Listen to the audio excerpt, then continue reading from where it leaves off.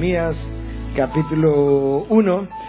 Vamos a leer todo el primer capítulo para luego exponer la palabra de Dios. Palabras de Nehemías, hijo de Acalías. Aconteció que en el mes de Kisleu, en el año 20, estando yo en la fortaleza de Susa, vino Ananí, uno de mis hermanos, con algunos hombres de Judá, y les pregunté por los judíos, los que habían escapado y habían sobrevivido a la cautividad, y por Jerusalén. Y me dijeron, el remanente, los que sobrevivieron a la cautividad allí en la provincia, están en gran aflicción y aprobio. Y la muralla de Jerusalén está derribada y sus puertas quemadas a fuego. Y cuando oí estas palabras, me senté y lloré, e hice duelo algunos días, y estuve ayunando y orando delante del Dios del cielo, y dije, te ruego, oh Señor, Dios del cielo, el grande y temible Dios, que guarda el pacto y la misericordia para aquellos que le aman y guardan sus mandamientos. Que estén atentos tus oídos y abiertos tus ojos para oír la oración de tu siervo, que yo hago ahora delante de ti día y noche, por los hijos de Israel tus siervos, confesando los pecados que los hijos de Israel hemos cometido contra ti. Sí, yo y la casa de mi padre hemos pecado. Hemos procedido perversamente contra ti y no hemos guardado los mandamientos, ni los estatutos, ni las ordenanzas que mandaste a tu siervo Moisés. Acuérdate ahora de la palabra que ordenaste a tu siervo Moisés, diciendo, si sois infieles, yo os dispersaré entre los pueblos. Pero si volvéis a mí, guardáis mis mandamientos y los cumplís, aunque vuestros desterrados estén en los confines de los cielos, de allí los recogeré y los traeré al lugar que he escogido para hacer morar allí mi nombre. Y ellos son tus siervos y tu pueblo, los que tú redimiste con tu gran poder y con tu mano poderosa. Te ruego, oh Señor, que tu oído esté atento ahora a la oración de tu siervo y a la oración de tus siervos que se deleitan en reverenciar tu nombre. Haz prosperar hoy a tu siervo y concédele favor delante de este hombre. Era yo entonces copero del rey. Padre, gracias por revelarte a nosotros a través de la oración de uno de los tuyos. Yo quiero pedirte, Dios, que tú uses este texto para enseñarnos acerca de quién eres y de cómo orarte, Dios. Del corazón que quieres en nosotros, del siervo que andas buscando, de la vida que te complace, Dios. Oh Dios, ayuda a tu siervo a proclamar tu palabra. La palabra que tú has engrandecido por encima de todo. Y que tu siervo no es capaz de predicar a esas alturas. Pero ten compasión de él, Dios. Y por medio de tu Espíritu, encúmbralo a lo alto, Señor. Y permite que desde tu altura Él pueda honrar tu nombre. En Cristo Jesús. Amén. Habíamos comenzado la serie con el libro de Esdras hace unas semanas atrás. Libro que terminamos hace un par de semanas y hoy continuamos con el libro de Nehemías. Y habíamos dicho desde el inicio que estos dos libros forman una sola unidad. De hecho, en la Septuaginta, que es la traducción al griego del Antiguo Testamento, hecha alrededor del año 250 a.C., el libro de Nehemías es conocido como el segundo libro de Esdras. En la Vulgata, que es la traducción al latín hecha en los años 400 de esta era, también aparece el libro de Nehemías como el segundo libro de Esdras y es aceptado ampliamente por la comunidad judía y por la comunidad cristiana, que Esdras es el autor de ambas obras. Pero que con toda probabilidad él hizo uso de las memorias de Nehemías, y eso explicaría entonces por qué en varias ocasiones Nehemías aparece hablando en primera persona. Cuando tú tomas el libro de Nehemías y lo divides o lo miras panorámicamente, lo puedes dividir en dos. La primera parte, del capítulo 1 al 7, trata con la reconstrucción de las murallas de Jerusalén. La segunda parte, del capítulo 8 al 13, con la reconstrucción de la vida espiritual del pueblo. Ahora, para que entendamos dónde comenzamos hoy, yo necesito revisar los primeros minutos una serie de datos o detalles históricos que le van a ayudar a situarse en el día de hoy. Recordemos que el pueblo de Jerusalén había sido enviado al exilio por 70 años, el tiempo se había cumplido y ya había comenzado a regresar. El primer regreso ocurrió bajo la dirección de Zorobabel, y al llegar a Jerusalén, él contó con la ayuda del sumo sacerdote Josué. El segundo retorno ya había ocurrido bajo Esdras, a quien al llegar a Jerusalén contó con la ayuda de los profetas Ageo y Zacarías. Y ahora nos vamos a embarcar en el estudio del tercer retorno bajo la dirección de Nehemías, que al llegar a Jerusalén va a contar con la ayuda de Esdras, que ya estaba allá como sacerdote y como escriba, y del profeta Malaquías.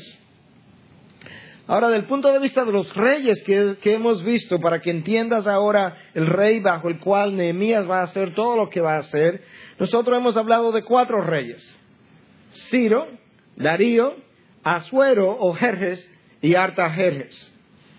Ciro es el primer rey que Dios mueve para dar permiso para que Zorobabel pudiera regresar y comenzar a reconstruir el templo y las murallas de Jerusalén, lo cual comenzó, pero fue detenido a causa de la oposición, y usted recordará esos pasajes cuando lo estuvimos visitando. Ciro muere y Darío surge. Bajo el reinado de Darío, también se quiso hacer oposición a la reconstrucción, pero cuando Darío ordena una investigación, se descubre que ciertamente hubo un decreto en la anterioridad que Ciro había dado, dando permiso para la reconstrucción, y entonces Darío permite que se continúe la construcción del templo, lo cual ocurrió y terminó bajo su reinado. Cuando Darío muere, surgió otro rey, el rey Asuero, el rey Jerjes, que es el rey que aparece en el libro de Esther. Y usted recordará que en algún momento el rey Jerjes tomó a Esther como reina, la hizo su esposa. Bueno, este rey Jerjes había tenido un hijo de nombre Artajerjes, y había tenido ese hijo con la reina Amestri. Pero cuando Esther pasa a ser la esposa de Jerjes, eso la convirtió en la madrastra de Artajerjes. Y Artajerjes es el rey que da permiso, que exonera los impuestos, que ayuda tanto a Esdras como a Nehemías a regresar y a reconstruir Jerusalén, teniendo como madrastra a una judía nada más y nada menos que Esther. Dios sabe cómo hace las cosas y dónde pone su gente. Este es el rey con el que Nehemías va a lidiar, y por eso yo quería darle esos detalles. Pero Nehemías, cuando comienza a orar, comienza a revelar algunas cosas, no solamente acerca de Dios, sino acerca de su propia vida. Yo he dicho 2 veces ya en el día de hoy que este es un pasaje al que yo he regresado, yo no sé cuántas veces en mi vida cristiana en los últimos 20 o 25 años. Yo he perdido la cuenta, literalmente, de cuántas veces yo he estado en Nehemías 1. Y es un texto al que yo regreso cada vez que necesito ser recordado de quién es el Dios a quien yo le sirvo. Es un texto al que yo regreso cada vez que necesito ser animado, estimulado, cuando estoy cabizbajo, por la manera en que este hombre ora. Y hay 2 cosas que tú puedes ver claramente en este texto: el corazón del orador y el carácter del Dios a quien él le ora.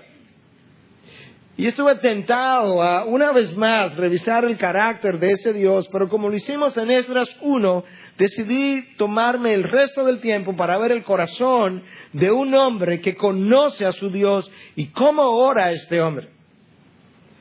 Y con eso en mente, entonces, comencemos con el texto que dice que en el mes de Kisleu, en el año 20, Estando yo en la fortaleza de Susa, el mes de Kisleu corresponde al final de noviembre, principio de diciembre de nuestro calendario, en el año 20 del reinado de Artajerjes, según vamos a ver en el próximo capítulo, estando Nehemías en la fortaleza de Susa. Susa era la ciudad o el lugar de residencia de los reyes en el invierno. Susa es la ciudad donde Daniel estaba cuando él recibió la visión que él describe en el capítulo 8 de su libro. Susa es la ciudad donde los eventos del libro de Esther tienen lugar. Estando Daniel en esa ciudad importante en el invierno, sirviéndole al rey como copero, él tiene un encuentro con estos hermanos que han regresado de Jerusalén. El historiador Josefo cuenta, no sabemos si fue exactamente así, pero que estando él trabajando en la fortaleza, él oyó unos hombres que hablaban en hebreo y se acercó a ellos, y estos hombres eran estos que se refieren aquí, Ananí y estos otros hermanos. Y tan pronto él entra en contacto con ellos, su primera pregunta es: ¿cómo están mis hermanos? Los que han sobrevivido a la cautividad, los que están allá en Jerusalén. ¿Y cómo está Jerusalén? Y es impresionante para mí, por lo menos, que este hombre, que era nada más y nada menos que el copero del rey, los escritos antiguos nos dicen que el copero del rey no era simplemente la persona que probaba el vino y la persona que probaba la comida del rey de tal manera que no fuera a ser envenenado, sino que ese era un personaje de importancia. Era la persona de confianza del rey, que con frecuencia era la persona que guardaba el sello con el que se firmaban los documentos oficiales, que con frecuencia era la persona que llevaba las cuentas del rey, que era la mano derecha del rey. Estando él en esa posición de confianza, de cierto rango, de cierta fama, de cierta reputación, este hombre no se había olvidado de aquellos que estaban a 1500 kilómetros de distancia, y lo primero que hace es preguntar por su condición. Y ahí tú comienzas a ver la primera característica del corazón de un hombre que conoce a su Dios, y es que ciertamente él revela, experimenta una preocupación genuina por el pueblo al cual él pertenece. Nehemías no dice, como unos o muchos hacen: ¿cómo estás? Bueno, no tan bien. ¿Qué te pasa? Bueno, y le cuenta. Bueno, yo oraré por ti. Seguimos caminando y más nunca se vuelve a acordar de esa persona. No, Nehemías no hace eso. Nehemías, al contrario, cuando él pregunta acerca de cómo está el pueblo, él inmediatamente tiene una reacción profunda de dolor, porque él tiene una preocupación genuina por el pueblo del Dios a quien él le sirve. Y cuando en ocasiones yo no tengo esa carga, esa preocupación, ese peso por el pueblo de Dios, eso revela una de tres cosas. O no soy nacido de nuevo y por tanto no puedo preocuparme por una familia a la que yo no pertenezco. O quizás soy nacido de nuevo, pero no he cultivado una relación cercana con Dios y por tanto no me voy a cargar con algo que sí carga el corazón de Dios, pero con ese Dios yo no tengo una relación íntima y personal y continua y diaria. O tres, quizás he vivido tan centrado en mí mismo que solamente tengo tiempo para ver mis problemas y no puedo ver la condición espiritual del otro. Pero el hombre que conoce a su Dios, él desarrolla una preocupación genuina con la condición de su pueblo, del pueblo del Dios a quien él le sirve. Y cuando Nehemías pregunta, esto es lo que le contestan: el remanente, los que sobrevivieron a la cautividad allí en la provincia, están en gran aflicción y oprobio, y la muralla de Jerusalén está derribada y sus puertas quemadas a fuego.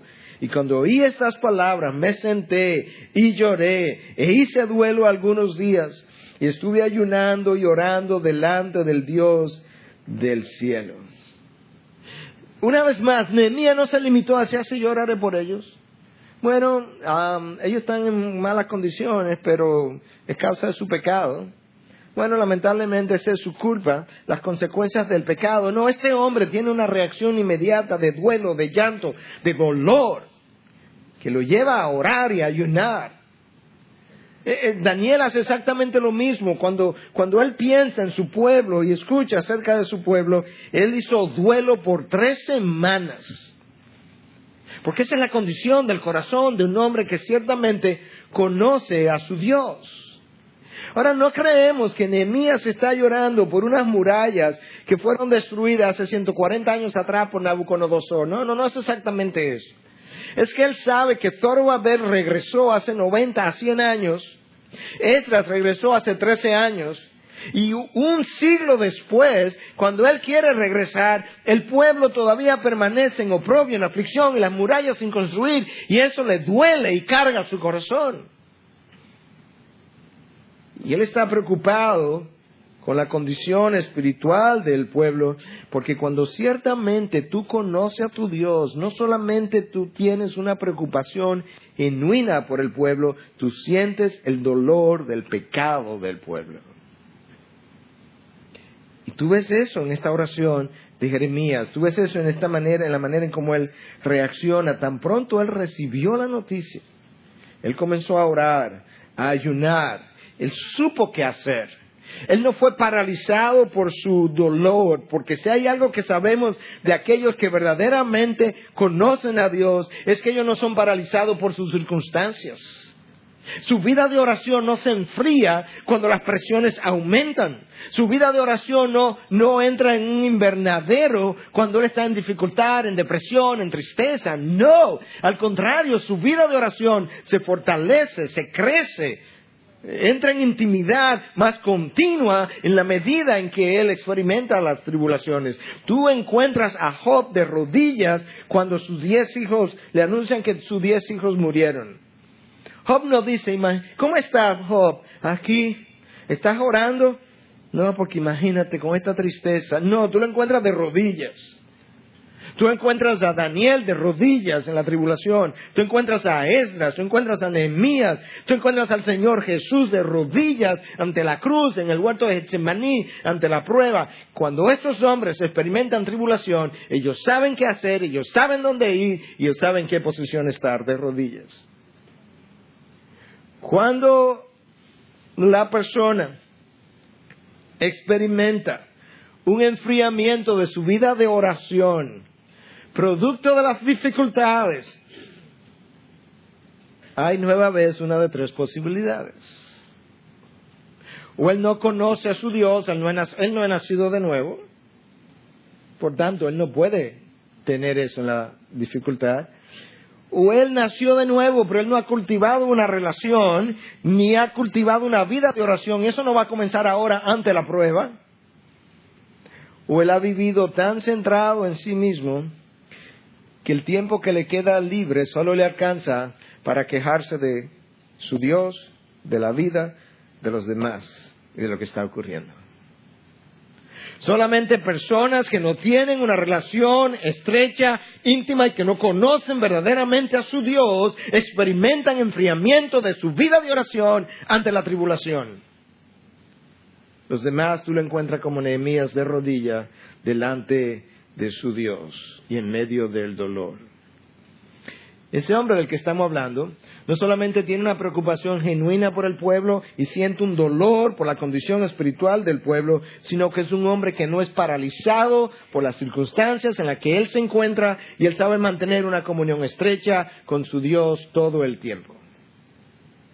Te ruego, oh Señor, versículo 5, Dios del cielo, el grande y temible Dios, que guarda el pacto y la misericordia para con ellos que le aman y guardan sus mandamientos. Ese es el versículo al que yo regreso una y otra vez cuando estoy cabizbajo, cuando estoy triste, cuando estoy en necesidad de ser recordado de quién es mi Dios. Nehemías le llama Señor en mayúscula, traduciendo el nombre Jehová, Yahweh, el nombre con el que te le revelaste a Moisés, el nombre del Dios del pacto, el Dios de la autosuficiencia, del gran yo soy que no necesita nada. Eso es como Nehemías comienza su oración. Oh Yahweh, Dios del cielo, el grande y temible. Él le llama fiel porque le llama el Dios que guarda el pacto, le llama misericordioso,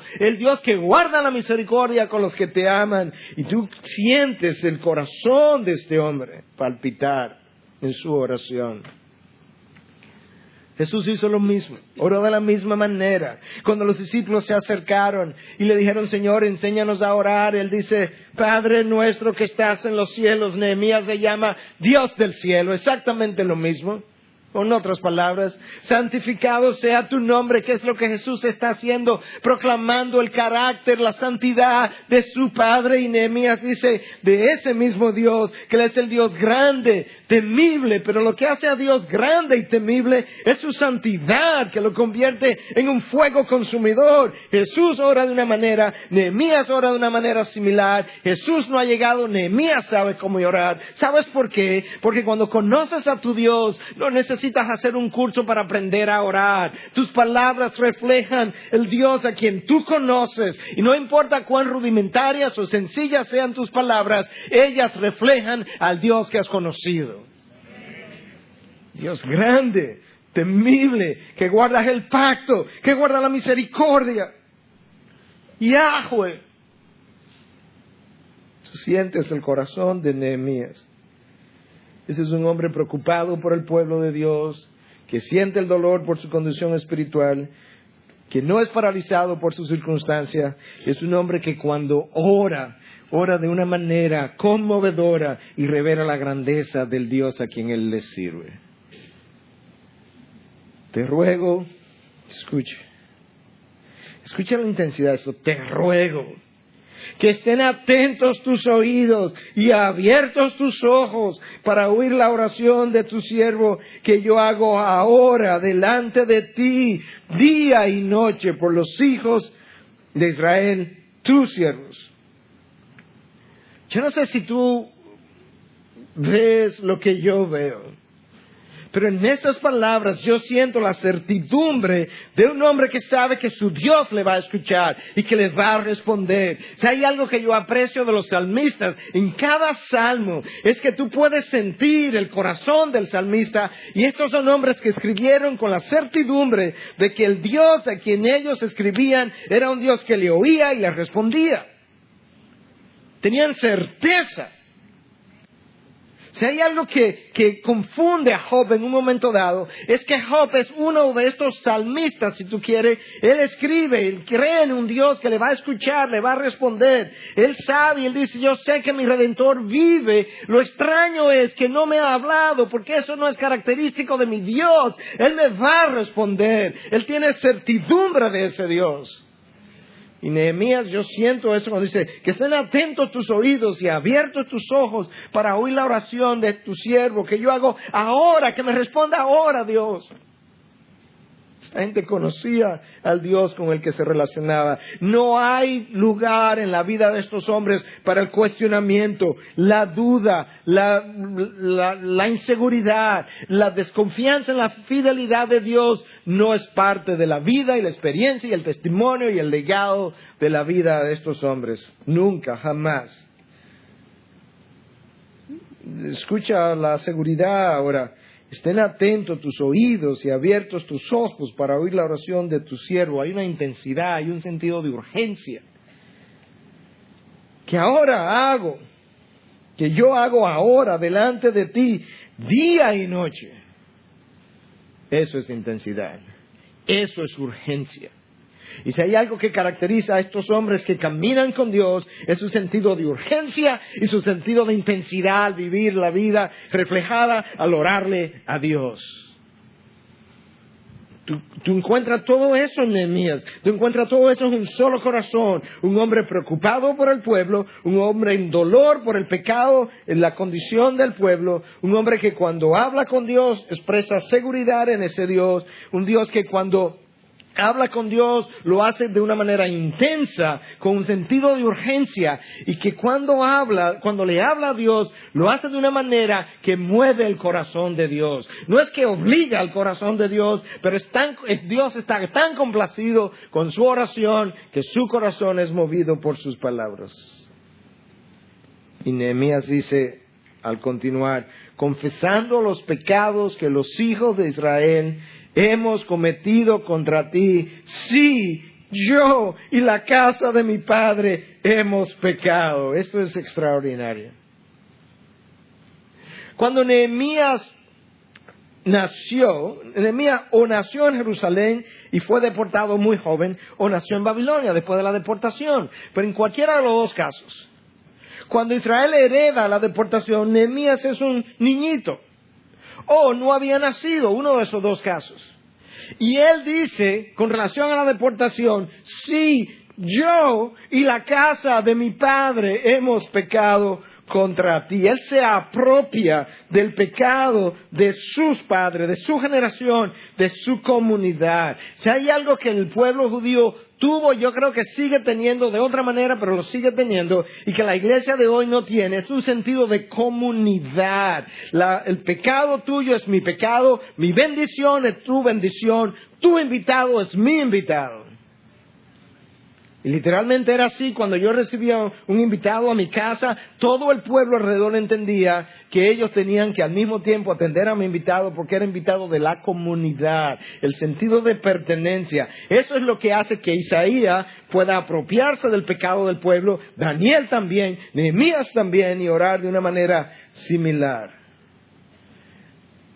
Ahora, este es un hombre honesto consigo mismo. Yo he pecado junto con la casa de mi padre.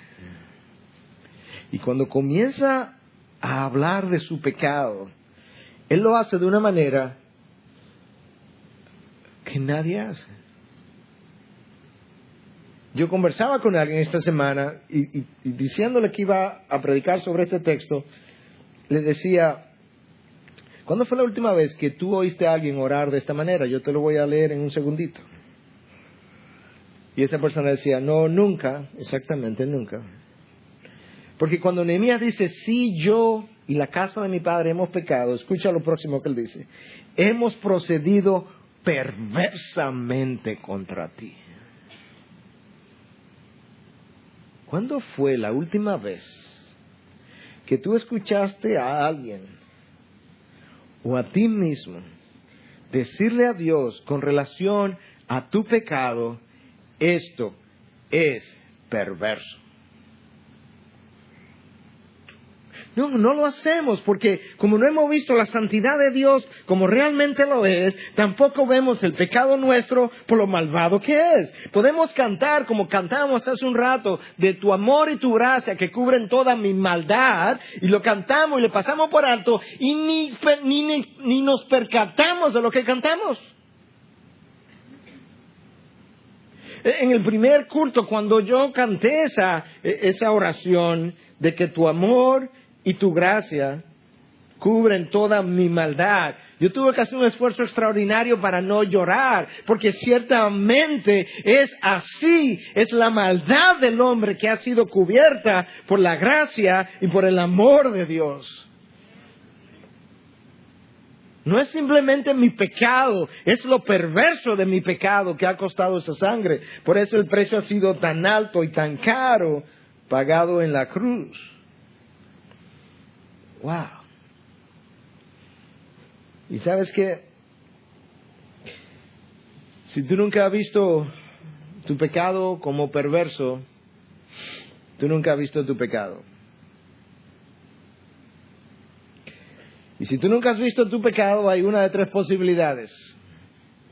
O no he nacido de nuevo, o nací de nuevo pero no tengo una relación estrecha con Dios, por tanto yo no conozco su santidad de la manera que Él quiere que la conozca, y como no conozco su santidad de esa manera, tampoco conozco mi pecaminosidad de la manera que Dios la ve. O estoy tan centrado en mí mismo que ni siquiera me he dado cuenta de lo mal que estoy o que he estado. Y así somos. Hablando con esta persona, estamos hablando de un asunto, una situación X que no estaba bien, y luego de describírmela, le decía, ¿sabes qué?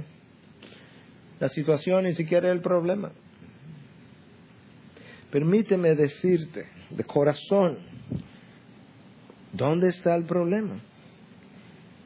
Es que esas palabras que has usado para describirme, el hecho, la situación, han sido como lijas sobre mi corazón. Eso no son las formas como hijos de Dios hablan. Y si le duele así a mi corazón, imagínate cómo le duele al corazón de Dios. Por Dios.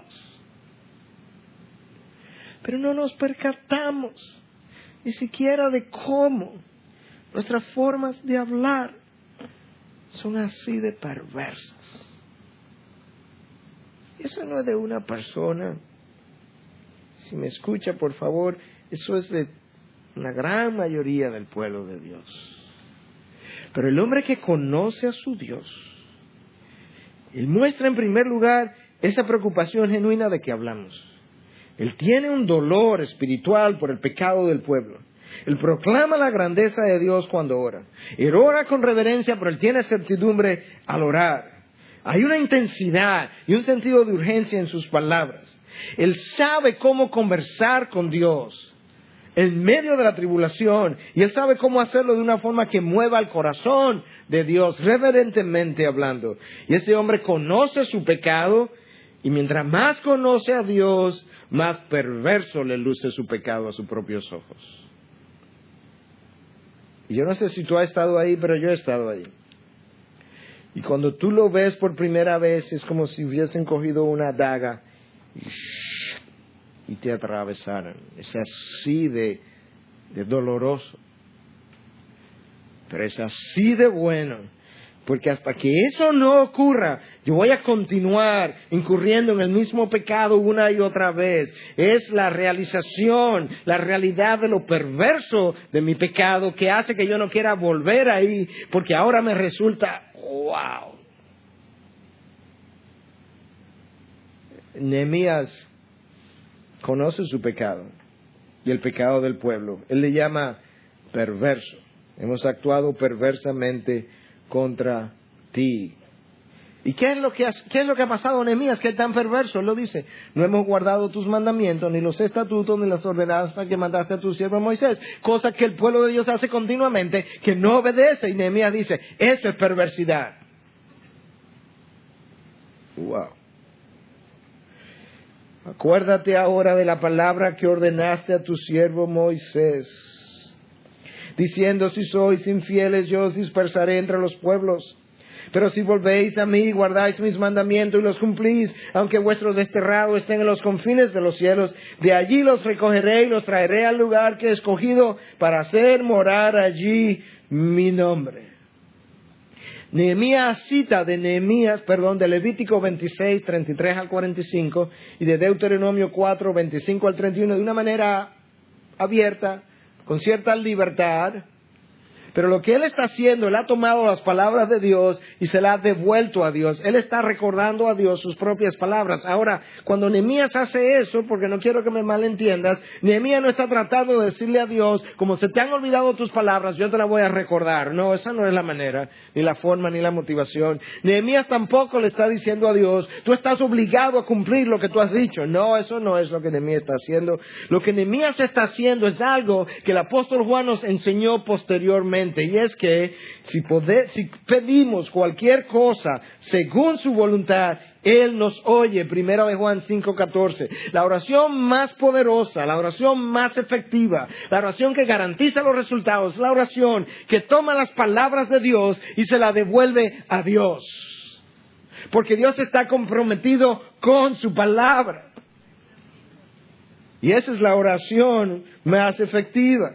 Tú tienes que identificar cosas que tú sabes sin lugar a duda que son parte de la voluntad de Dios. Eso puede ser: Señor, yo quiero pasión por tu palabra. ¿Es eso parte de la voluntad de Dios? Tú puedes estar seguro que sí. Si Dios dice que tú oras conforme a mi voluntad, yo te escucho. ¿Cuál es el chance de que yo ore y permanezca orando para tener una pasión por la palabra de Dios y que no ocurra?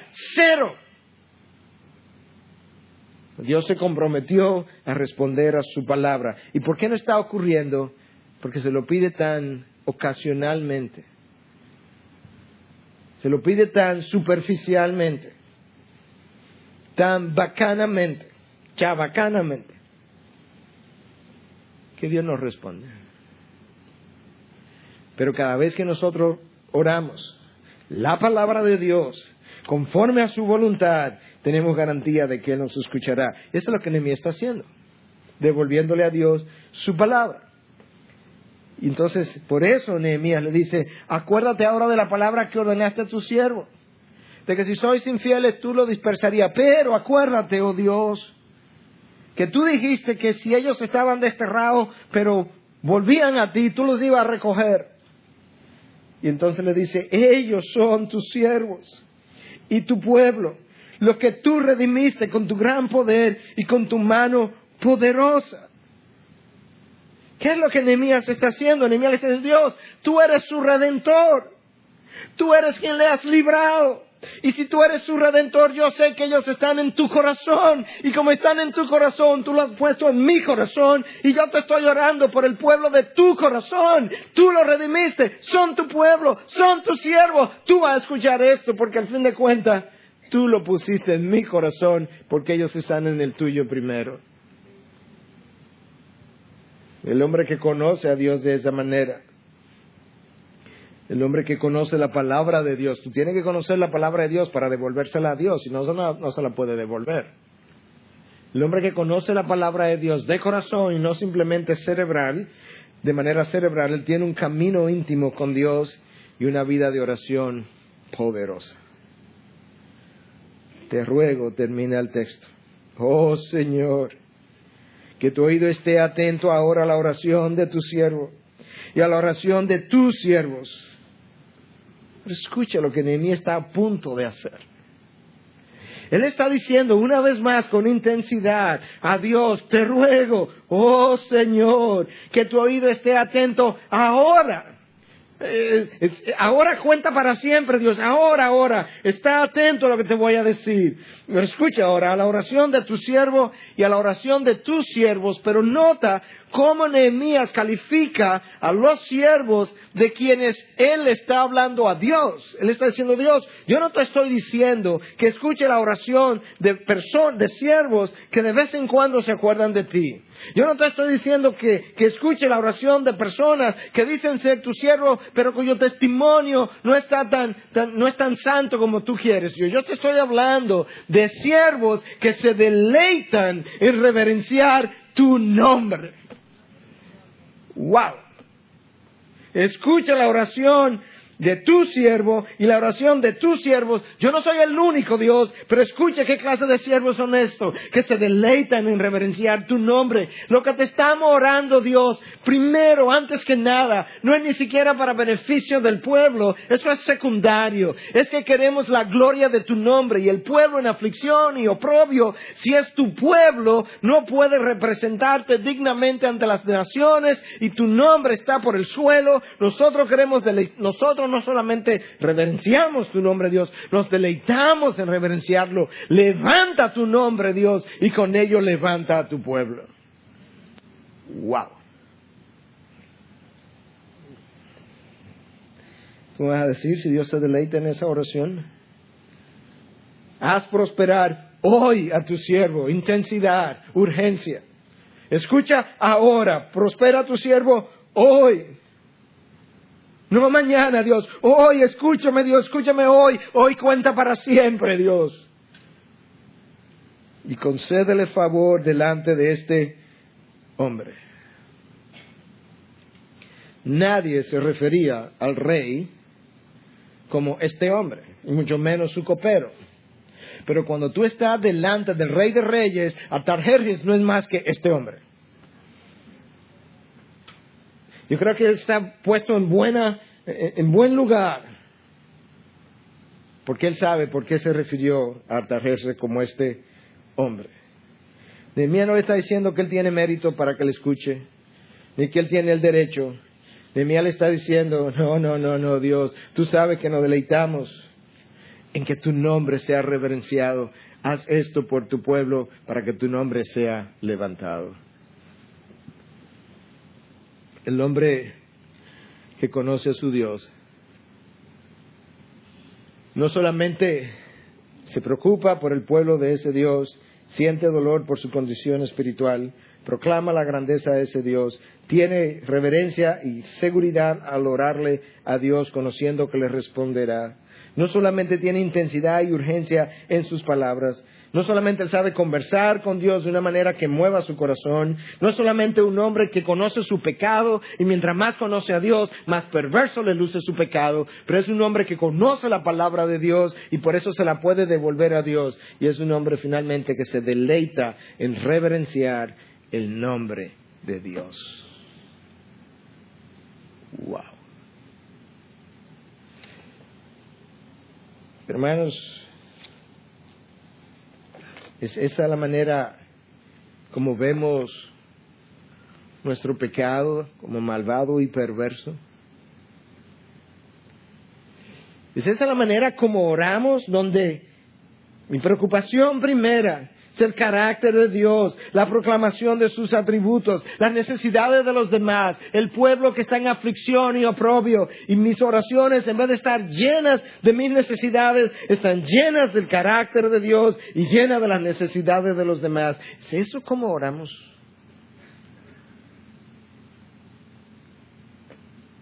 En nuestra vida de oración, una caracterizada por urgencia, intensidad y pasión. Ciertamente tengo yo un peso por la condición espiritual del pueblo que Dios ha redimido. ¿Conozco yo la palabra de Dios lo suficiente para devolvérsela a Dios con seguridad y certidumbre, en reverencia, conociendo que Él me escuchará y me responderá de la mejor forma posible? Tengo yo la confianza para hablarle a Dios diciendo: ahora, Dios, escúchame ahora.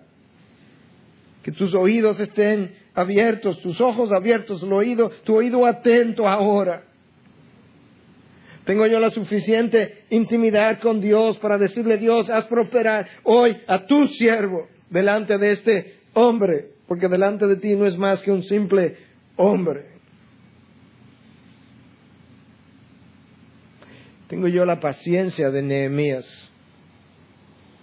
para esperar, porque esta oración no va a encontrar respuesta hasta dentro de 4 meses, cuando un día el rey Artajerjes verá su rostro, verá su tristeza y le dirá: Nehemías, ¿qué te ocurre? 4 meses después. Este hombre oró por una oportunidad para hablarle al rey. Dios orquestó la oportunidad y puso en el corazón del rey que le hablara a Nehemías de una manera que Nehemías pudiera explicarle a qué se debía su tristeza. ¿Te das cuenta cómo Dios escucha? Cómo el corazón de Dios es movido a orquestar eventos cuando ve a su siervo confiar en Él, proclamar su carácter, reverenciar su nombre y cargado con su propia causa?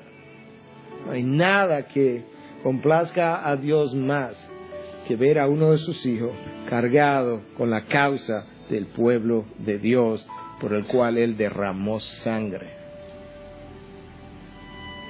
Es ahí donde tenemos que estar. Es ahí donde Dios nos quiere ver. Integridad y Sabiduría es una producción que llega hasta ustedes gracias a los aportes de individuos y empresas comprometidos con la defensa de la fe. Para más información, preguntas y comentarios, visite nuestra página de internet www.integridadisabiduría.org. En esta página encontrará información sobre la producción de este y otros recursos que ponemos a su disposición, como también las formas en las que usted puede contribuir con la producción de programas como estos. Les invitamos nuevamente a visitar nuestra página de internet www.integridadisabiduría.org. Será hasta la próxima, cuando nos reencontremos con Integridad y Sabiduría.